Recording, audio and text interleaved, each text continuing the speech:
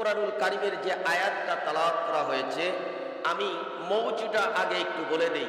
কোরআনের আয়াতের মৌজু এবং হাদিসের যে মৌজুটা রয়েছে, কোরআনের আয়াতের মৌজু হলো তুমি গুনাহ করেছো, পাপ করেছো, অন্যায় করেছো, আল্লাহ এটা ক্ষমা করবে, আল্লাহর থেকে তুমি সরে যেও না। অবশ্যই আল্লাহ তোমার গুনাহ মাফ করতে পারে এবং মাফ করেন। আল্লাহ অত্যন্ত দয়াবান এবং দয়ালু এবং রহমান এবং রহিম। একটু চিৎকার দিয়ে বলেন সুবহানাল্লাহ। হাদিসের মৌজুটা হলো, বান্দা তুমি যাই করো, তোমাকে একটা জিনিস খেয়াল করতে হবে, সেটা হলো যে তুমি যতক্ষণ পর্যন্ত তোমার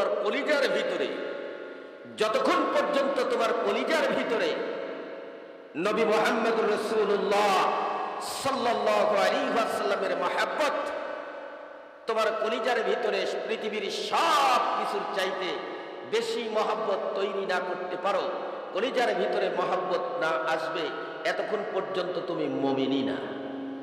কথাটা কি বুঝতে পারছেন? কবির সম্রাট কবি আল্লামা ইকবাল বলেছেন, ইশকে মাহবুবে খোদা জিস দিল মে নেহি লাখো মোমিন হো মাগার কামেলে ঈমান নেহি। তুমি হাজারবার বলো, লক্ষবার বলো আমি মুমিন, আমি মুমিন, আমি মুমিন, কিন্তু তোমার অন্তরের ভিতরে, তোমার দিলের ভিতরে আল্লাহর রাসূলের প্রেম নাই, মায়া নাই, মহব্বত নাই, তুমি পুরাপুরি ঈমানদার এখনো হতে পারো। কথাটা কি বুঝতে পারছেন?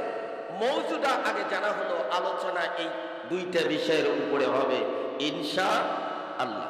বন্ধুগণ, একটু খেয়াল করতে হবে।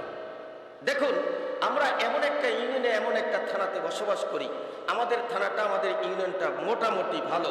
বাহিরের যে অবস্থাটা, এই অবস্থার কথাটা বলছি, সেটা হলো বাহিরের যে অবস্থাগুলো দেখা যায়, ওই এলাকার মানুষ, একজন মানুষ যদি জীর্ণশীর্ণ হয়, তার শিক্ষা দীক্ষার দিক দিয়ে, আমাদের এলাকার কথা কিন্তু বলতেছি না, শিক্ষা দীক্ষার দিক দিয়ে যদি কম থাকে, লাঠির ক্ষমতা যদি একটু কম থাকে, হাতের শক্তি যদি একটু কম থাকে, 5টা ভাই যদি না থাকে, পক্ষান্তরে পায়ে স্যান্ডেল নাই, ওর যদি 5টা ভাই থাকে, টাকা পয়সা যদি কিছু থাকে, শিক্ষাগত যোগ্যতা থাক আর না থাক, কিন্তু ওই ব্যক্তির উপরে যার এই সমস্ত কিছু নাই, তাকে গলা ধাক্কা দেয়, ঘাড় ধাক্কা দেয়, ঘাড় মটকায়। কথা বলেন, এরকম হচ্ছে না? এরকম হচ্ছে না? বন্ধুগণ, আজকে একটু খেয়াল করেন যে শুধু এটা নয়, বাপের যদি 5টা বেটা থাকে, এই 5টা বেটার ভিতরে বাপ 5 জনে কিন্তু পরিমাণ সমানভাবে ভালোবাসে না। একজনকে বেশি ভালোবাসে, তার চাইতে আরেকজনকে বেশি ভালোবাসে। এরকম করতে করতে করতে করতে এক ছেলেকে ভালোবাসা তো দূরের কথা, এমনকি স্ত্রীকে বলে দেয় ওর জন্য এই বাড়ির দরজা হারাম, ওর জন্য ভাতের কোনো ব্যবস্থা নাই, পানির কোনো ব্যবস্থা নাই, ও যেন এই বাড়ির ভিতরেই প্রবেশ না করতে পারে। কথা বলেন, এরকম আছে না? তার অর্থ আছে, শিক্ষা আছে, দীক্ষা আছে, ক্ষমতা আছে, এরপরেও এই কথাটা বলে। এর পিছনে কারণ কি? এর পিছনে কারণ হলো ওই ছেলেটা 5টা ভাইয়ের মধ্যে থেকে, 5টা ভাইয়ের ভিতর থেকে 4 ভাই বাপের সঙ্গে ভালো, আব্বার সঙ্গে ভালো ব্যবহার করেছে, মহব্বত সৃষ্টি করতে পেরেছে, কিন্তু ওই ছেলেটা চূড়ান্ত পর্যায়ের একটা বেয়াদবি বাবার সঙ্গে করেছে। এমন পর্যায়ে বেয়াদবি বাবার সঙ্গে করেছে, বাবা এটা তো বরদাস্ত করতেই পারে না, বরঞ্চ যদি শুনে যে সিধুলি বাজারে আমার ওই ছেলেটা যেটা আমার সঙ্গে বেয়াদবি করেছে, আমি ঘোষণা করেছি বাড়ির ভিতরে আসতে পারবে না, স্ত্রীকে বলে দিয়েছি তুমি ওর জন্য ভাত বেরো না। ওই ছেলেটা সিধুলি বাজারে মার খেয়েছে, বাবা ওই মায়ের প্রতিশোধ নেওয়া বাদ দিয়ে বাবা প্রতি উত্তরে বলে, কেমন করে দিল, আর কয়টা দিলে আমি খুশি হতাম। কথা বলেন, এরকম বাবা আছে না? আছে না? কারণ কি? কারণ হলো অভিভাবক শক্ত, শিক্ষা দীক্ষাও আছে, সব কিছু আছে, বাবা বরদাস্ত করতে পারতেছে না। তারপরে বাবা নিজের ছেলেকে মারার পরেও বাবা বলতেছে আর কয়টা দিলেই ভালো হতো, আমি খুশি হতাম। এর পিছনে কারণ হলো যে বাবার সঙ্গে ওই ছেলের সম্পর্ক ভালো, ওই ছেলের সম্পর্ক ভালো। আমি কি কথাটা বোঝাইতে পারতেছি? বাবার সঙ্গে ওই ছেলেটার সম্পর্ক ভালো নাই, অথবা গোটা বিশ্বের মুসলমান আজকে মার খাচ্ছে, পৃথিবীতে যত রকমের হাঙ্গামা ফাসাদ যা কিছু আছে সব কিছুকে একত্রিত করে সিংহভাগ চাপানো হচ্ছে মুসলমানদের উপরে। কারণ কি? কারণ তারা জানতেছে যে মুসলমানদের অভিভাবক নরভরে, এইটা তারা তারা বুঝতেছে, কিন্তু আমাদের অভিভাবক নরভরে নয়। আমাদের অভিভাবক হলো দুইজন, এক হলো মহান রব আরশের মালিক রব্বে কারীম, আর এক হলো নবী মুহাম্মদুর রাসূলুল্লাহ সাল্লাল্লাহু আলাইহি ওয়াসাল্লাম। পক্ষান্তরে আমরা মার খাচ্ছি আর খেয়েই যাচ্ছি, আল্লাহ সহ্য করতেছে। এর পিছনে কারণ হলো সত্য থাকা সত্ত্বেও আমাদের উপরে রাগ করে আছেন। কয়টা দিয়েছে দিক, আরো কয়টা খাক, একটু ভালো মতন সোজা হোক, তারপরে আমার কাছে ফিরে আসো, আমি ওদেরকে কোলে তুলে নিব। কথা বলেন, কথা ঠিক কিনা? বন্ধুগণ আমার একটু খেয়াল করেন, আল্লামা সারে সাক্তি রহমাতুল্লাহ আলাইহি উনি ওনার কিতাবের ভিতরে মুসা আলাইহিস সালাতু ওয়াস সালামের যুগের একটা কাহিনী, একটা ঘটনা তুলে ধরেছেন, ছোট্ট একটি ঘটনা। ওই যুগের ভিতরে একজন ব্যক্তি ছিল, অত্যন্ত ধার্মিক ব্যক্তি, জ্ঞানী ব্যক্তি, নাম ছিল আরাস্তাতালিস। নামটা কি? আরাস্তাতালিস। মুসা আলাইহিস সালাতু ওয়াস সালামের অভ্যাস ছিল তুর পর্বতে চলে যেত, গপ্তে মুসা বাদিদারে কুহে তুর, গপ্তে মুসা বাদিদারে কুহে তুর, গপ্তে আহমদ বাদিদারে আরশে নূর, গপ্তে আহমদ বাদিদারে আরশে নূর। মুসা আলাইহিস সালাম আল্লাহর সঙ্গে কথা বলার জন্য তুর পর্বতে যেতেন। কিতাবের ভিতরে এসেছে তাফসীরে জালালাইনের ভিতরে আল্লামা জালালউদ্দিন সুয়ুতী রহমাতুল্লাহ আলাইহি উনি উল্লেখ করেছেন, আল্লামা ইবনে কাসির রহমাতুল্লাহ আলাইহি ওনার কিতাবের ভিতরে উনি উল্লেখ করেছেন, এই তুর পর্বতটা ছিল জমিন থেকে 1.5 মাইল উঁচু, 3750টি সিঁড়ি ছিল। 3750টি সিঁড়ি অতিক্রম করে মুসা একদম তুর পর্বতের উচ্চ চওড়ায় যেতেন, ওইখানে আল্লাহর সঙ্গে কথা বলতেন। একদিনকার ঘটনা, উনি আল্লাহর সঙ্গে কথা বলার জন্য তুর পর্বতের দিকে রওনা দিয়েছেন। প্রতিমধ্যে আরাস্তাতালিসের সঙ্গে দেখা। আরাস্তাতালিস মুসাকে ডাক দেয়া কয়, আল্লাহর নবী মুসা আপনি কই যান? কয় তুর পর্বতে। কেন যান? আল্লাহর সঙ্গে কথা বলবো। আরাস্তাতালিস বলল, ভাইজান মুসা খুব সুন্দর হয়েছে, ভালো হয়েছে, আমার দিলের ভিতরে, আমার অন্তরের ভিতরে একটা প্রশ্ন, একটা কথা অত্যন্ত ঘুরপাক খাচ্ছে, আমি নিজে এর সমাধান দিতে পারছি না। এই মুহূর্তে আমি আপনাকে এই প্রশ্নটা করতে চাই, জানা থাকলে মেহেরবানি করে উত্তর দিবেন, যদি জানা না থাকে, যেহেতু তুর পর্বতে যাচ্ছেন, সমস্ত কথা বলার পরে আমার এই কথাটা আপনি আল্লাহর কাছে তুলে ধরবেন, এর ব্যাখ্যা কি হবে, বিশ্লেষণ কি হবে, আমি একটু জানতে চাই। মুসা আলাইহিস সালাতু ওয়াস সালাম বলল, ভাইজান ঘটনা কি একটু বলেন। আরাস্তাতালিস বলল, ভাইজান গোটা আসমান যদি একটা কামান হয়, আর এই কামান থেকে আসমানের যতগুলি তারকারাজি রয়েছে, সমস্ত তারকারাজি যদি তীর হয়, আর আসমান থেকে এই তীরগুলা মুষলধারে বৃষ্টির ন্যায় জমিনের দিকে যদি আসতে থাকে, আমি আরাস্তাতালিস সহ, আপনি মুসা সহ আল্লাহর যে সমস্ত মাখলুকাতগুলো আছে, এই মাখলুকাতগুলোর উপায় কি, এরা কোথায় দাঁড়াবে? আরাস্তাতালিস বলতেছেন, ভাইজান মুসা, ও আল্লাহর নবী মুসা, আমি জানতে চাই পৃথিবীর সমস্ত মাখলুকাতের কি উপায় হবে, আমি আপনার কাছে এইটা জানতে চাই। আল্লাহর নবী মুসা আরাস্তাতালিসকে ডাক দিয়া বলেন, ভাইজান এই তীরটা কি নিক্ষেপকারী কেউ আছে? কামানটা কি কেউ ধরনেওয়ালা আছে? কয় হ্যাঁ আছে। মুসা আলাইহিস সালাতু ওয়াস সালাম বললেন, তুর পর্বতে যাওয়ার প্রয়োজন নাই। উত্তর হলো এইটা, কামান যে ধরেছে, তীর যে নিক্ষেপ করতেছে, তার পাশে গিয়ে দাঁড়ান, আপনার গায়ে একটা তীরও লাগবে না। একটু চিৎকার দিয়ে বলেন সুবহানাল্লাহ। দাঁড়াইতে হবে কোথায়? কামান যে ধরেছে, তীর যে নিক্ষেপ করতেছে, তার পাশে গিয়ে দাঁড়ান, তাহলে আপনার গায়ে তীর লাগবে। তীর নিক্ষেপকারী হলো, তীর নিক্ষেপকারী হলো, আরে ভাই মুষলধারে আসমান থেকে তো তীর নিক্ষেপ হওয়া তো দূরের কথা, মাত্র একটা, শুধুমাত্র কেবলমাত্র একটা তীর নিক্ষেপ করা হয়েছে, যার নাম হলো কি কয়, নোভেল করোনা ভাইরাস। এই একটার জন্যই গোটা পৃথিবী হুলুস তুলুস, গোটা পৃথিবী আজকে অস্থির। মুষলধারে যদি আসতো, তাহলে আমাদের অবস্থাটা কি হতো বলেন? এই এক গজবে আমাদের এই অবস্থা যদি হয়, আমরা যত নাফরমানি করতেছি, যত আল্লাহর বেঈমানি করতেছি, মুহূর্তে মুহূর্তে পরতে পরতে আল্লাহর বেঈমানি করতেছি। আল্লাহ যদি আমার আর আপনার মতন হতো, বর্তমান প্রেক্ষাপটে ওই যে যেই সমস্ত কথাবার্তাগুলো যারা ফেসবুক চালান, ইউটিউবে ঢুকেন, দেখেন কত রকমের কথা, এরকম যদি হতো তাহলে এই আসমান আর জমিন মনে হয় ঠিক থাকতো, মনে হয় ঠিক থাকতো।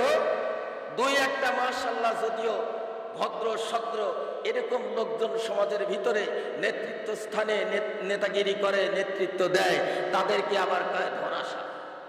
কথা বুঝেন নাই? আমরা সামান্য ক্ষমতা পাওয়ার পরে আমাদের যদি এই অবস্থা হয়, তাহলে এই যে মুষলধারে বৃষ্টির ন্যায় যদি তীর পড়তো, তাহলে আমাদের কি অবস্থাটা হতো।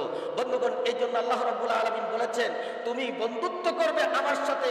উলিয়া ইবাদিয়াল্লাযীনা আসরাফু লা তাকনাতু মির রাহমাতিল্লাহ ইন্নাল্লাহা ইয়াগফিরুয যুনুবা জামিআ ইন্নাহু হুয়াল গফুরুর রহিম। গুনাহ করেছো, অন্যায় করেছো, পাপ করেছো, এটা স্বাভাবিক কথা, ফিরে আসো আমার কাছে, আমি তোমাকে ক্ষমা করে দেব। একটু চিৎকার দিয়ে বলেন সুবহানাল্লাহ। বন্ধুগণ, আমার একটু খেয়াল করেন, এই জন্য আমাদের ক্ষমা চাইতে হবে কার কাছে? কার কাছে? রাবিয়া বসরির কথা আপনারা শুনেছেন।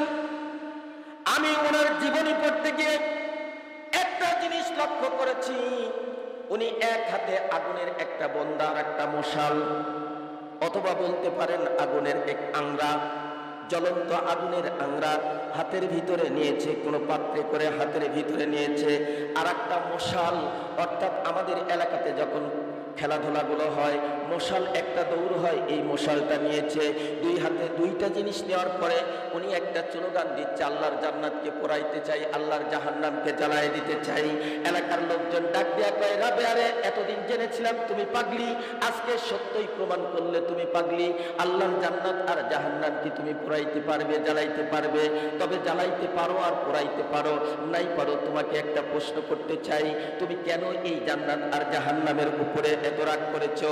রাবিয়া বসরি তদ উত্তরে বলছে, জান্নাত ও দুজক সে ইয়া রব क्या करो, जन्नत ও দুজক সে ইয়া রব क्या करो, आरज़ू हो मैं तुझे देखा करो, हुरो गेले मन जितने नियामत है तू, सबसे बेहतर नियामत दीदार तू।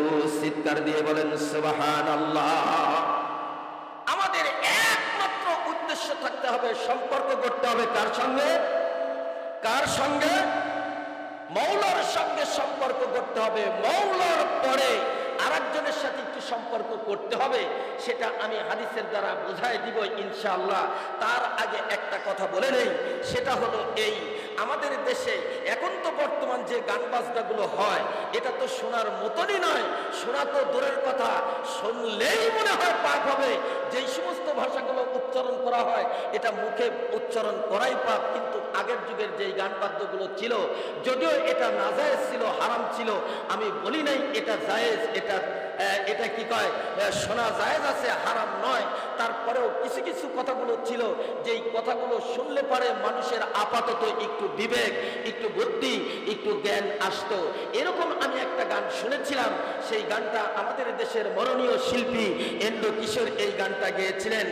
তিনি বলেছিলেন, আছেন আমার মুক্তার, আছেন আমার ব্যারিস্টার, শেষ বিচারের হাইকোর্টেতে তিনি আমায় করবেন পার, আমি পাপী তিনি, আমি পাপী তিনি। উনি বলেছেন, আছেন আমার মুক্তার, আছেন আমার ব্যারিস্টার, আছেন আমার মুক্তার, আছেন আমার ব্যারিস্টার, শেষ বিচারের হাইকোর্টেতে তিনি আমায় করবেন পার, আমি পাপী তিনি, তিনি। শুধু তাই নয়, উনি আরো বললেন, পারা পারে থাকবেন যারা, সঙ্গে নিবেন গাড়ি ভাড়া, জবাবদেহি করতে হবে, ধরলে কি টিকিট কালেক্টর, আমি পাপী তিনি, তিনি। এখন এই যে পারাপারে যদি থাকতে চান, তাহলে আপনাকে সঙ্গে গাড়ি ভাড়া নিতে হবে। এর অর্থ হলো পৃথিবীতে আপনাকে ভালো কাজ করতে হবে। কথা বলেন, কথা ঠিক না? আর এই যে মুক্তার আর ব্যারিস্টার, জামিনদারকে আর মুক্তার ব্যারিস্টারকে এই কোরআন এবং হাদিসের যে আয়াতটা তেলাওয়াত করছি, মূল মওজু হলো দুইজন। এক হলো রব্বে কারীম, আরশের মালিক, উনি আমার বিচার করবেন। আর যদি কেউ থাকে ওই দিন সুপারিশ করার জন্য একমাত্র শুধুমাত্র কেবলমাত্র একজন মানুষই থাকবেন, উনি হচ্ছেন নবী মুহাম্মদুর রাসূলুল্লাহ। একটু চিৎকার দিয়ে বলেন সাল্লাল্লাহু। এর জিকির করেন লা ইলাহা, কি ব্যবস্থা করছে, লা ইলাহা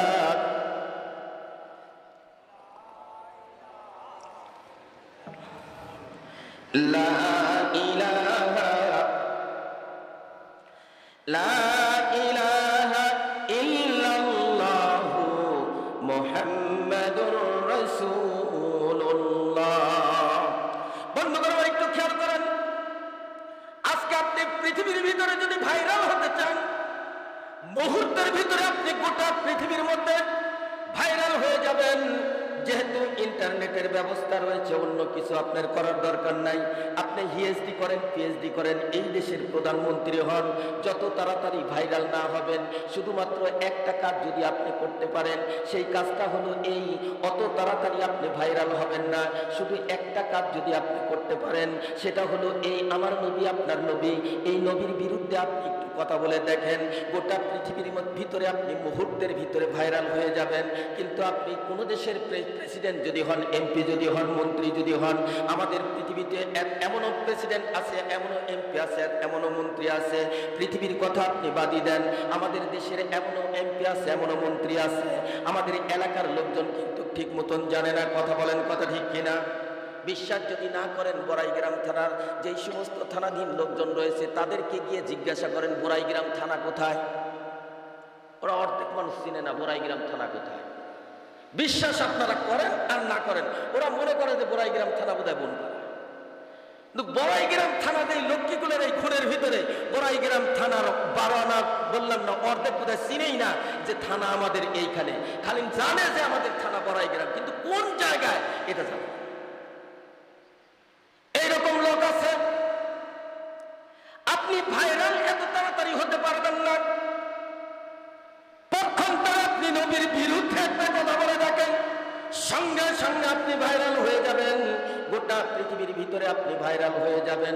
ও আমার বন্ধুরে, পক্ষান্তরে আপনি যদি একটু ব্যঙ্গ করেন, নবীর বিরুদ্ধে যদি একটু কথা কন, তাহলে পৃথিবীর ভিতরে যেরকম আপনি ভাইরাল হয়ে যাবেন, পক্ষান্তরে আপনি নবীর উপরে একটু মহব্বত আনেন, নবীর মহব্বতটা আপনার কলিজার ভিতরে একটু আনেন, আপনি পৃথিবীর ভিতরে ভাইরাল হন আর না হন, পৃথিবীর মানুষ আপনাকে দাম দেখ আর না দেখ, কিন্তু আপনি কিয়ামতের ময়দানে আল্লাহ রাব্বুল আলামিন জব্বার এবং কাহার নাম যখন ধারণ করবেন, ওই মুহূর্তে আপনি সমস্ত মানুষের ভিতরে আপনি ভাইরাল হয়ে যাবেন। নবী মুহাম্মদুর রাসূলুল্লাহ সাল্লাল্লাহু আলাইহি ওয়াসাল্লাম আপনাকে সুপারিশ করবেন।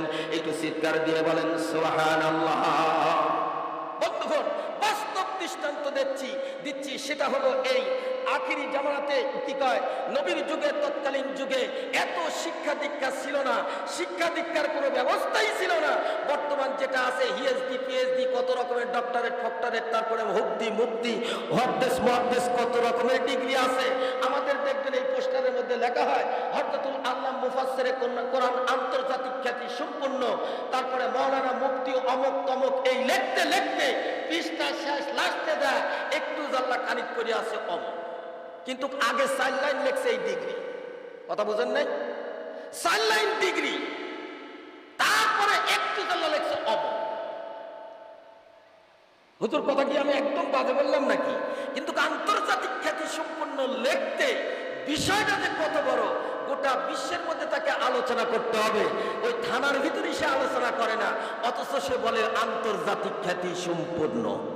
মুফাসসির লিখতে কে? মুফাসসির, আরে ভাই রে ভাই, মুফাসসির হওয়ার জন্য, মুফাসসির লেখার জন্য শর্ত হচ্ছে তাকে শুধু এই সূরা বাকারা থেকে সূরা নাস পর্যন্ত একটু পড়তে পারলেই যে সে মুফাসসির হলো।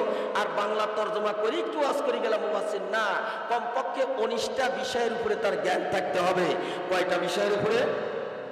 19টা বিষয়ের উপরে জ্ঞান থাকতে হবে। এই 19টা বিষয়ের উপরে যদি তার জ্ঞান থাকে, তবেই সে কেবল লিখতে পারবে। মুফাসসির। কথা হুজুর আমি কি ভুল বললাম? 19টা বিষয়ের উপরে তার জ্ঞান থাকতে হবে। বন্ধুগণ আমার একটু খেয়াল করেন, তৎকালীন যুগে এত শিক্ষার ব্যবস্থা ছিল না, শুধুমাত্র একটা শিক্ষা ছিল। শিক্ষাটা হলো এই তারাক্তুকুম বিআমরাইন কিতাবুল্লাহি ওয়া সুন্নাতু রাসূলি। একটা হলো আল্লাহর কিতাব, দ্বিতীয়টা হলো আল্লাহর রাসূলের হাদিস সুনান। এই দুইটা বিষয়ের উপরে তাদের জ্ঞান ছিল। এই সিলেবাস ছিল দুইটা। এই দুইটা সিলেবাস যখন মেনে নেওয়া হলো, যেই সমস্ত মানুষের পায়ের ভিতরে স্যান্ডেল ছিল না, তারা খাইতে পারে নাই, পরনে কোনো কাপড় চুপড় ছিল না, গোটা পৃথিবীর মধ্যে তারা ভাইরাল হয়ে গেল। আজও পর্যন্ত যদি কেউ নাম নিতে চায়, শুধু নামই নেয় না, তার নামের পিছনে রাদিয়াল্লাহু তাআলা আনহু বলেন, আল্লাহ তিনাদের উপরে রাজি হয়েছেন, এই কথাটাও উচ্চারণ করে। ও আমার বন্ধুরা, আমি মূল কথাটা বোঝাতে চাচ্ছি সেটা হলো এই, তৎকালীন যুগে নবী মুহাম্মদকে যিনারা মেনে নিয়েছেন, আল্লাহর উপরে যিনারা ঈমান এনেছিল, তাদের উপরে এই দুইটা সিলেবাসের কারণে গোটা পৃথিবীর ভিতরে ভাইরাল হয়ে আছে। শুধু তাই নয়, আল্লাহ রাব্বুল আলামিন কতক্ষণ পর্যন্ত সন্তুষ্ট হন না, যতক্ষণ পর্যন্ত তাদের নামের পিছনে রাদিয়াল্লাহু তাআলা আনহু না বলা হয়। এরকম একটি ঘটনা আমি তুলে ধরছি। আল্লামা সারে সাক্কি রহমাতুল্লাহ আলাইহি উনি বলেন, তৎকালীন যুগে আল্লাহর রাসূল ওমরকে এত ভালোবাসতেন, এত মহব্বত করতেন, আল্লাহর রাসূল ওই সময় ঘোষণা করেছিলেন, সেটা হচ্ছে আনা খাতামুন নবী লা বাদা নবিয়্যা, আমি হচ্ছে শেষ নবী, আমার পরে আর কোনো নবী নাই। যদি নবী আসতো তাহলে নবী ওমর ইবনে খাত্তাব রাদিয়াল্লাহু তাআলা আনহু, তাহলে নবী হতো ওমর। এইরকম একজন ব্যক্তি, শিক্ষা দীক্ষা কোনো কিছু নাই, এরকম একজন ব্যক্তিকে আল্লাহর রাসূল বলেছেন নবী হতো ওমর। একটু চিৎকার দিয়ে বলেন সুবহানাল্লাহ। শুধু তাই নয়, আল্লাহর নবী সাল্লাল্লাহু আলাইহি ওয়াসাল্লাম বলেন, আমার ভিতরে যেই সমস্ত গুণগুলা নাই, কিছু কিছু গুণ আমার ভিতরে নাই, যেই গুণগুলা ওমরের ভিতরে আছে, যেই গুণগুলা ওমরের ভিতরে আছে, একটু চিৎকার দিয়ে বলেন সুবহানাল্লাহ। এখন বলতে পারেন যে হুজুর এই কথাটা বললেন আসলে কি সত্য? হ্যাঁ সত্য। আল্লাহ রাসূল বলেছেন, আমি যেই রাস্তা দিয়ে হাঁটি ওই রাস্তা দিয়ে 40 দিন পর্যন্ত গন্ধ বের হয়, সুগন্ধ বের হয়। এই রাস্তা দিয়ে 40 দিন 40 দিনের ভিতরে আল্লাহ রাসূল চলাফেরা করেছে। কিন্তু ওমরের ভিতরে এই গুণটা ছিল না। ওমরের ভিতরে একটা গুণ ছিল, সেটা হলো ওমর যেই রাস্তা দিয়ে হাঁটতো ওই রাস্তা দিয়ে ওমর হাঁটার কারণে 40 দিন পর্যন্ত শয়তান হাঁটে নাই। একটু চিৎকার দিয়ে বলেন সুবহানাল্লাহ। আল্লাহ রাসূল বলেন, আমি হাঁটলে আগেও যেতে পারে, পরেও যেতে পারে, আগেও যেতে পারে, পরেও যেতে পারে, 1 ঘন্টা আগেও যেতে পারে, 1 ঘন্টা পরেও যেতে পারে, 5 মিনিট আগেও যেতে পারে, 5 মিনিট পরেও যেতে পারে। কিন্তু ওমর যেই রাস্তা দিয়ে হেঁটেছে ওই রাস্তা দিয়ে 40 দিন পর্যন্ত শয়তান হাঁটে না। একটু চিৎকার দিয়ে বলেন সুবহানাল্লাহ। শুধু তাই নয় ভাই, আসলে কথায় কথা বেড়ে যাচ্ছে, আলোচনার সময় পাবো না হয়তোবা। তাফসীরের ভিতরে আসছে, আল্লাহ রাব্বুল আলামিন কিয়ামতের দিন নবীদের একটা সিরিয়াল করবেন। কাদের সিরিয়াল? কাদের সিরিয়াল?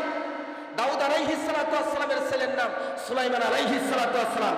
আপনারা জানেন, বা সুলাইমান দাদে মুলক সরওয়ারি সুবতে ও খাদিমাস দিও পড়ি, সুলাইমান আলাইহিস সালাতু ওয়াস সালামকে গোটা পৃথিবীর বাদশাহী দেওয়া হয়েছিল। 3 জন মানুষকে গোটা পৃথিবীর বাদশাহী দেওয়া হয়েছিল। এই 3 জনের ভিতরে সুলাইমান আলাইহিস সালাতু ওয়াস সালাম একজন, গোটা পৃথিবীর বাদশা।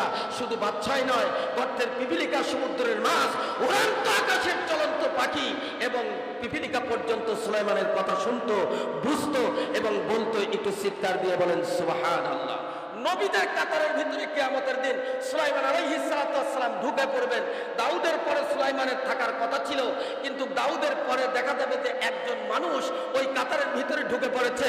সুলাইমান আলাইহিস সালাতু ওয়াস সালাম চিন্তা করবেন, আমার বাবার পরে নবী তো আমি, এর মাঝখানে তো কোনো নবী আসে নাই, নবীদেরই তো এটা কাতার, কিন্তু অন্য কোন নবী ঢুকলো? একবার হাত ঘুরাইতে যাবেন, হাতটা ঘুরিয়ে আনবেন, আবার হাত ঘুরাইতে যাবেন, আবার হাতটা ঘুরাইয়ে আনবেন, তৃতীয়বার পিঠের উপরে হাত দিবেনই। সুলাইমান আলাইহিস সালাতু ওয়াস সালাম ঘাটটা এইভাবে ঘোরাইবেন, ঘোরানোর পরে একটা কথা বলবেন, আতিউল্লাহ আতিউর রাসূল ও উলিল আমরি মিনকুম। আজকে এই দিনটা হচ্ছে বিচারের দিন। আল্লাহ হচ্ছে সর্বশক্তিমান, আল্লাহ হচ্ছে বিচারক। আজকে কথাবার্তা হচ্ছে আল্লাহ, তুমি কেন পিছন থেকে ডিস্টার্ব করতেছো? আল্লাহকে কি ভয় করো না? এই কথাটা বলার পরে 1 নয় 2 নয়, সুলাইমান আলাইহিস সালাতু ওয়াস সালাম তার কাতার থেকে 70 গজ ফাঁকে চলে যাবে। একটু চিৎকার দিয়ে বলেন সুবহানাল্লাহ।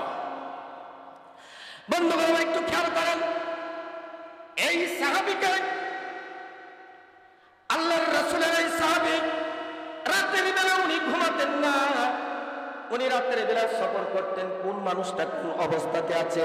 একদিনকার ঘটনা, উনি যখন রাতের বেলাতে সফর করার জন্য বের হয়েছেন, আল্লামা সারি সাক্কি রহমতুল্লাহ আলাই ওনার কিতাবের ভিতরে উনি উল্লেখ করেছেন, রাতের বেলাতে যখন উনি সফরের জন্য বের হওয়ার পরে কোথা থেকে যেন একটা আওয়াজ কানের ভিতরে আসতেছে। আওয়াজটা হলো এই, নবী মুহাম্মদ নয়, নবী মুহাম্মদ নয়, আমাদের নবী সবচেয়ে উত্তম নবী, সেই নবীটা অন্য কোনো নবী নয়, নবী হচ্ছে ঈসা রূহুল্লাহ। একটু চিৎকার দিয়ে বলেন নাউজুবিল্লাহ। বাপে দার ফরজেন্দা পয়দা কুকুনাদ, বাপে দার ফরজেন্দা পয়দা কুকুনাদ, তেপলে রাদার মাহদে গুয়া কুকুনাদ, তেপলে রাদার মাহদে গুয়া কুকুনাদ। এই কথাটা যখন সুলাইমান, এই কথাটা যখন আল্লাহর খলিল হযরত ইব্রাহিম কি কয়, আল্লাহর নবীর সাহাবী ফারুক আযম ওমর রাদিয়াল্লাহু তাআলা আনহুর কানে চলে গেলেন। এক পা দুই পা করতে করতে মজলিসের ভিতরে চলে গেলেন, কথাগুলো শুনতে আছে। উনি ঈসা আলাইহিস সালাতু ওয়াস সালামের বরত্ব বর্ণনা করতেছেন। সেটা হলো আদম থেকে ঈসা পর্যন্ত যতগুলি নবী আসছে, আদম থেকে ঈসা নয়, শেষ নবী নবী মুহাম্মদ পর্যন্ত যতগুলি নবী আসছে, আল্লাহ 40 বছরের আগে কাউকে নবুয়ত দেয় নাই।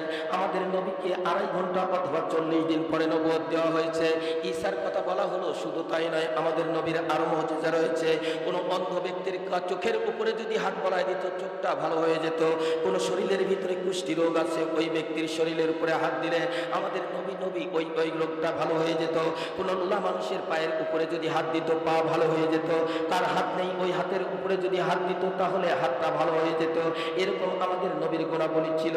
আমাদের নবী ঈসা আলাইহিস সালাতু ওয়াস সালামের চাইতে সত্য নবী, উত্তম নবী। যদি কেউ এ প্রমাণ করতে পারে, আমি আজকে এই মুহূর্তে ঘোষণা দিলাম, আমার হাতের ভিতরে 1 নয় 2 নয় 4.5 লক্ষ, 4.5 লক্ষ আমার সাহাবী রয়েছে, আমার মুরিদগণ রয়েছে। এই 4.5 লক্ষ সাহাবী আমার মুরিদগণ সহ, আমি সহ ইসলাম ধর্ম গ্রহণ করব।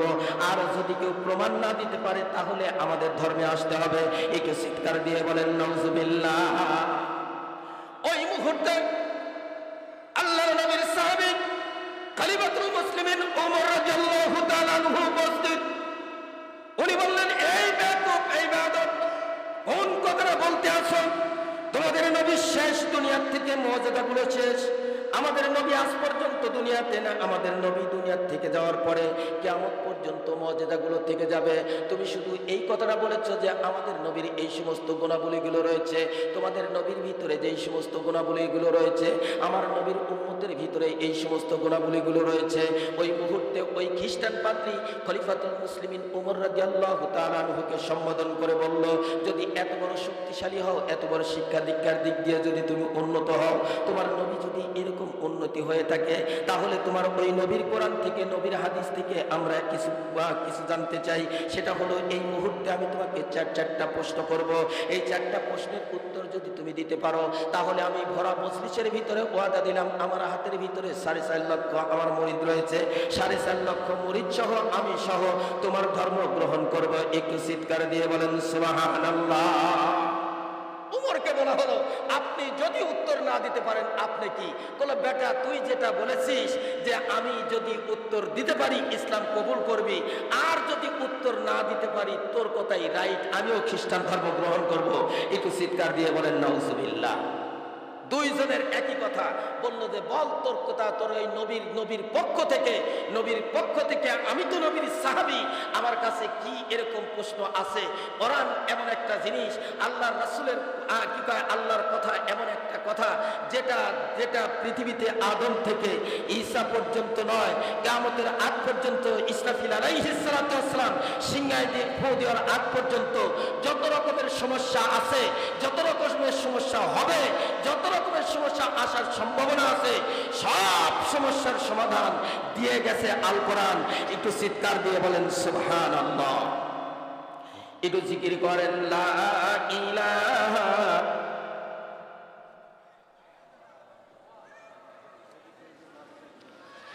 লা ইলাহা।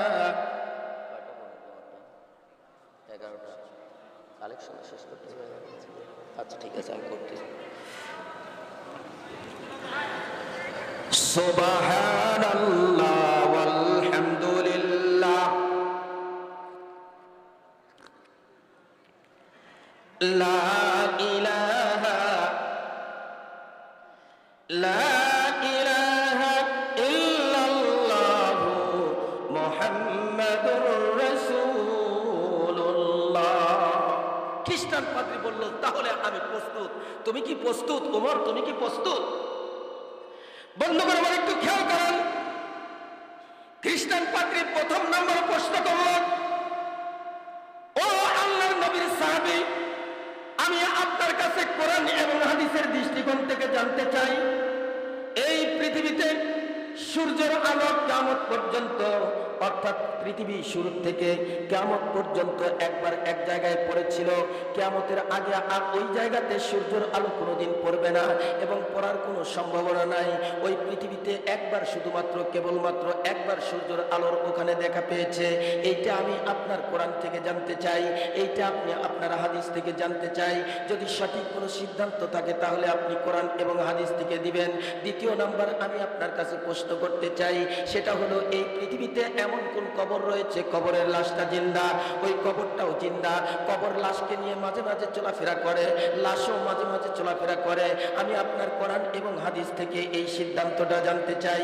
তৃতীয় নাম্বার আপনাকে একটা প্রশ্ন করলাম, সেই প্রশ্নটা হলো এই, পৃথিবীতে এমন কোন কয়েদ রয়েছে, কয়েদখানা রয়েছে, জেলখানা রয়েছে, যেই জেলখানার ভিতরে, যেই কয়েদখানার ভিতরে নাই কোনো দরজা, নাই কোনো জানালা, নাই কোনো গেট, কোনো কিচ্ছু নাই, নাই কোনো আলো, নাই কোনো বাতাস, নাই কোনো অক্সিজেন, নাই কোনো খাবার দাবারের ব্যবস্থা। তারপরে ওই জেলখানার ভিতরে ওই কয়েদি এখন পর্যন্ত জিন্দা, কয়েদি জিন্দা থাকে। এরকম পৃথিবীর কোন জেলখানা রয়েছে? সর্বশেষ আমি আপনাকে যেই প্রশ্নটা করতে চাই সেটা হলো এই পৃথিবীতে আপনার কোরআন এবং হাদিস থেকে আপনি আমাকে ব্যাখ্যা দিবেন, এই পৃথিবীতে দুইজন ভাই মায়ের পেটে একই সঙ্গে এক মায়ের পেট থেকে এসেছিল, যমজ সন্তান, একই দিনে মায়ের পেটে এসেছে, একই সময় জন্মগ্রহণ করেছে, একই সময় আবার মৃত্যুবরণ করেছে, কিন্তু কোরআন এবং হাদিসের প্রেক্ষাপট থেকে মৃত্যুর পরে 1 নয় 2 নয়, তাদের বয়সের সীমারেখা 100 বছর ডিফারেন্স। একটু চিৎকার দিয়ে বলেন সুবহানাল্লাহ। কয়টা প্রশ্ন? 4টা প্রশ্ন। প্রশ্নগুলা কি ছোট? প্রশ্নগুলা কি সহজ? আল্লাহর রাসূলের সাহাবী উনি বললেন সব সমস্যার সমাধান দিতে পারে আল কোরআন। এটা আমি তো দূরের কথা, এটা পিচ্ছি ছেলেকে দিয়ে দিয়েছি, নাম হচ্ছে রাইসুল মুফাসসিরিন আব্দুল্লাহ ইবনে আব্বাস, বয়স তখন 12 বছর। একটু চিৎকার দিয়ে বলেন সুবহানাল্লাহ। বন্ধুগণ, কোরআন এমন কোনো বিষয় নাই, এমন কোনো বস্তু নাই যেটা আলোচনা করে নাই। এখানে আলেম ওলামা রয়েছে। আজ থেকে 20 বছর আগে কি মোবাইল ছিল? মোবাইল ছিল। এখন বলতে পারেন যে মোবাইলটা হয়েছে বোধহয় বিজ্ঞানীরা করছে। আরে বিজ্ঞানীরা কোরআন বাদ দিয়ে লসিমন করিমন সেরিমন ছাড়া অন্য কিছু আবিষ্কার করা সম্ভব? কোরআন যতক্ষণ পর্যন্ত রিসার্চ না করবে এতক্ষণ পর্যন্ত এগুলা আবিষ্কার করা সম্ভব নয়। কোরআন বাদ দিয়ে যদি কোনো কিছু আবিষ্কার করতে পারে তাহলে ওই লসিমন করিমন ইত্যাদি পারে। ইয়া সারিয়াতুল জাবাল, এই একটা ব্যাখ্যা, একটা শব্দের উপরে, ব্যাখ্যার উপরে বিচার বিশ্লেষণ করে এই মোবাইলটা আবিষ্কার হয়েছে। একটু চিৎকার দিয়ে বলেন সুবহানাল্লাহ। সময় পাবো না, মৌলানা আছে। কথাটা হলো এই, আল্লাহ রাসূল সাল্লাল্লাহু আলাইহি ওয়াসাল্লাম নামাজ পড়তেছিলেন মসজিদে নববীতে। নামাজের পরে, ফজরের নামাজের পর একটা শব্দ উচ্চারণ করেছিলেন, ইয়া সারিয়াতুল জাবাল। এই শব্দটা যখন উচ্চারণ করলেন, সাহাবা আজমাইন চিন্তা করলেন, ইতিপূর্বে তো ফজরের নামাজের পরে ইয়া সারিয়াতুল জাবাল এই শব্দটা বলে নাই, আজকে থেকে আমাদের জন্য ফজর নামাজের পর ইয়া সারিয়াতুল জাবাল এটা বলা সুন্নাত, ওয়াজিব না ফরজ হলো? আল্লাহ রাসূলকে একটু জিজ্ঞাসা করি। রাসূলকে জিজ্ঞাসা করা হলো, ইয়া রাসূলুল্লাহ, ইয়া হাবিবাল্লাহ, হুজুর ইতিপূর্বে বলেন নাই, আজকে বললেন, কারণ কি? আমাদের উপরে কি এটা ফরজ? বলেন, না রে সাহাবা আজমাইন, আমার কলিজার টুকরা সাহাবা আজমাইন, এই জন্য আমি বলি নাই। যুদ্ধ করতেছে এখান থেকে শত শত হাজার হাজার মাইল দূরে, ওখান থেকে তাদের ওই পাহাড়ের পদদেশ দিয়ে শত্রু ঢুকতে পারে, এই রাস্তাটা ক্লিয়ার রেখেছে। আমি এদেরকে ইঙ্গিত দিলাম, ওই পাহাড়ের পদদেশটা তোমরা একটু লক্ষ্য করো, এইটা লক্ষ্য করলে পারে তোমরা জয়ী হবে। সাহাবা আজমাইন যখন আসলো, এই কথাটা যখন বলা হলো, আল্লাহর রাসূলের এই কথাটা সাহাবা আজমাইন স্বীকার করলেন। মনে হচ্ছে আমাদেরকে সিদ্ধান্ত দিচ্ছিলেন। আল্লাহর রাসূল আমাদের পাশে বসে একটু চিৎকার দিয়ে বলেন সুবহানাল্লাহ। বৈজ্ঞানিকরা চিন্তা ভাবনা করলো, আরে তার নাই, কোনো কিচ্ছু নাই, যন্ত্র নাই, ফন্ত্র নাই, এই কথাটা এতদূর কিভাবে গেল? ইথারের মাধ্যমে পরীক্ষা নিরীক্ষা করার পরে দেখা গেল যে ইথারের মাধ্যমে এই কথাটা ভাসতে ভাসতে শাহবাজ মাইনের কাছে চলে গেল। এর থেকে এই মোবাইল আবিষ্কার হলো। একটু চিৎকার দিয়ে বলেন সুবহানাল্লাহ। বিষয়টা হয়েছে এরকম যে আমরা কোরআনকে মনে করি যে আসলে কোরআন কিচ্ছু না। না, কোরআন অনেক কিছু, কিন্তু আমরাই কিচ্ছু না। কলসি যদি হয় 1.5 হাত, আপনার হাত যদি হয় আধা, আর আপনি ওই কলসির তোলা যদি আপনি খুঁজতে চান, কলসির ওই 1.5 হাত, কলসির আধা হাত দিয়ে কলসির তোলা আপনি তালাশ করতেছেন, দেখলেন যে কলসির তোলা নাই, তোলা আপনি খুঁজে পাচ্ছেন না, আপনি বলতেই পারেন কলসির তোলা মনে হয় আটলান্টিক মহাসাগর। আসলে কি তাই? আসলে কি তাই? আসল বিষয়টা হলো এইটা, কলসির তোলা 1.5 হাত, আপনার হাত হচ্ছে আধা। হাত ছোট হওয়ার কারণে আপনি কলসির তোলা খুঁজে পান নাই, এই জন্য কলসির তোলা নাই এটা নয়। আটলান্টিক মহাসাগর এটা নয়, কলসির তোলা 1.5 হাতই আমরা খুঁজে পাচ্ছি না, আমাদের হাত ছোট। একটু চিৎকার দিয়ে বলেন সুবহানাল্লাহ। বন্ধুগণ আমার একটু খেয়াল করেন, অত্যন্ত গুরুত্বপূর্ণ এই 4টি প্রশ্নের আমি উত্তর দেব। সময় যদি পাই ইনশাআল্লাহ, তার আগে আমাকে একটু কথা বলতে বলা হয়েছে। যেহেতু এই পোস্টারের ভিতরে আপনার মাইকিং শুনেছেন, পোস্টারের ভিতরেও একটা কথা বলা হয়েছে, বিরাট ইসলামী জালসা অমুক মসজিদের উন্নতি কল্পে। কি কল্পে? উন্নতি কল্পের কথা কিন্তু বলা হয়েছে। আমি মসজিদের কোনো আলোচনা করব না, কালেকশনের জন্য ওয়াজ করতে গেলে আমার সময় লাগবে। তবে একটা কথা না বললেই নয়, বেহেশতের ভিতরে একটা পাহাড় আছে, এই পাহাড়টার নাম হলো জাবালে রহমান। এই পাহাড়ের একদম উচ্চ চওড়ায় একটা শহর রয়েছে, এই শহরটার নাম হলো দারুস সালাম। হাদিসের ভিতরে আসছে এই শহরটার নাম হলো দারুস সালাম। এই দারুস সালামের একদম উচ্চ চওড়ায় একটা ঘর রয়েছে, এই ঘরটার নাম হলো বাইতুল জালাল। এই ঘরটা অত্যন্ত দামি একটি ঘর। এই ঘরের ভিতরে 1 নয় 2 নয় 1000 জানলা, 1000 দরজা থাকবে। 1000 জানলা আর 1000 দরজা সুন্দর করে সিটিং আর ফিটিং করা হয়েছে। এই ঘরটা ওই ব্যক্তিদের জন্য হবে। ওই ঘরের ভিতরে শুধুমাত্র একটা মাত্র কেবলমাত্র একটা চেয়ার থাকবে, এরকম একটা চেয়ার থাকবে। ওই ঘরের ভিতরে মাত্র একজন মানুষ প্রবেশ করবে, আর ওই চেয়ারটার উপরে সে বসবে। বসার পরে সে যেই দরজার দিকে তাকাইবে, যেই জানলার দিকে তাকাইবে, 1000 জানলা 1000 দরজা রয়েছে, যেই জানলার দিকে লক্ষ্য করবে, যেই দরজার দিকে লক্ষ্য করবে, ওই জানলার থেকে ওই দরজার থেকে আল্লাহ রাব্বুল আলামিনকে দেখতে পারবেন। অর্থাৎ পূবের দিকে তাকাইলে আল্লাহকে দেখতে পারবেন, পশ্চিমে তাকাইলে আল্লাহকে দেখতে পারবেন, সামনে তাকাইলে আল্লাহকে দেখতে পারবেন, কোনাকুনি তাকাইলে আল্লাহকে দেখতে পারবেন। এক কথায় 1000 জানলা এবং 1000 দরজা, যেই দিক দিয়ে আপনি লক্ষ্য করবেন ওই দিক দিয়ে ওই আল্লাহ রাব্বুল আলামিনকে আপনি দেখতে পারবেন। এই ঘরটা কার জন্য আল্লাহ সৃষ্টি করলেন? এই ঘরটা কার জন্য আল্লাহ বানাইলেন? হাদিসে পাকের ভিতরে আসছে ওই ঘরটা হলো ওই ব্যক্তির জন্য, মাম্মানা লিল্লাহি মাসজিদান বানাল্লাহু লাহু বাইতান ফিল জান্নাহ। ওই ঘরটা, ওই জান্নাতটা ওই ব্যক্তির জন্য। পৃথিবীর ভিতরে যে মসজিদকে নির্মাণ করেছে, মসজিদকে সাহায্য করেছে, মসজিদ নির্মাণ করার জন্য 1টি টাকা দিয়েছে, 5টি টাকা দিয়েছে, 1টি ইট দিয়েছে, 1 বস্তা সিমেন্ট দিয়েছে, 1 টন রড দিয়েছে, 1 টন বালু দিয়েছে, তারপরে 1 মণ রসুন দিয়েছে, 1 মণ গম দিয়েছে, ইত্যাদি সাহায্য সহযোগিতা করছে। পুরা মসজিদটা তৈরি করতে পারে নাই। আল্লাহর রাসূল বলেন, এই মসজিদকে নির্মাণ করার জন্য যে সাহায্য করবে, যে সহযোগিতা করবে, মহান রব আরশের মালিক রব্বে কারীম ওই ব্যক্তির জন্য ওই জান্নাতটা বরাদ্দ করেছেন। একটু চিৎকার দিয়ে বলেন সুবহানাল্লাহ। বন্ধুগণ আমার একটু খেয়াল করেন, এই জন্য আমি আপনাদের খেদমতে একটু আরজ করতে চাই, পুরো মসজিদ আপনার বানানোর প্রয়োজন নাই। আমি চেয়েছি সিধুরের ভিতরে সবচাইতে পুরাতন মসজিদ এইটা, কিন্তু মসজিদের যেই হালাত, মসজিদের যেই হাকিকত যেটা দেখলাম, এখন পর্যন্ত বোধহয় সিধুলি, এই পুরান পাড়া সিধুলি কি কয়, শিডুলি মধ্যপাড়া, এই মধ্যপাড়ার মানুষগুলা এখনো সেই আদিম যুগের ভিতরে রয়েছে। আদিম যুগের যেই সমস্ত মসজিদগুলা ছিল ওই অবস্থাতেই কিন্তু রয়ে গেছে। অথচ আমরা বাড়ির দিকে একটু খেয়াল করি, ডিজিটাল বাংলাদেশ আমাদের দেশের প্রধানমন্ত্রী উনি বলেছেন 2021 সালের ভিতরে বাংলাদেশকে ডিজিটাল, পৃথিবীর বুকে ডিজিটাল হিসাবে একটু তুলে ধরতে যাই পৃথিবীর মানচিত্রে। আমরা এই ডিজিটাল করতে গিয়ে নিজের বাড়ির টয়লেটটা পর্যন্ত, বাথরুমটা পর্যন্ত টাইস করে ফেলেছি। অথচ আপনার এলাকার মসজিদটা এখন পর্যন্ত টাইস তো দূরের কথা, ওই বাপদাদা যেই অবস্থা করে গেছে ওই অবস্থাতেই রয়েছে। ও বন্ধু একটু খেয়াল করবেন, হুজ্জাতুন লাকা আও হুজ্জাতুন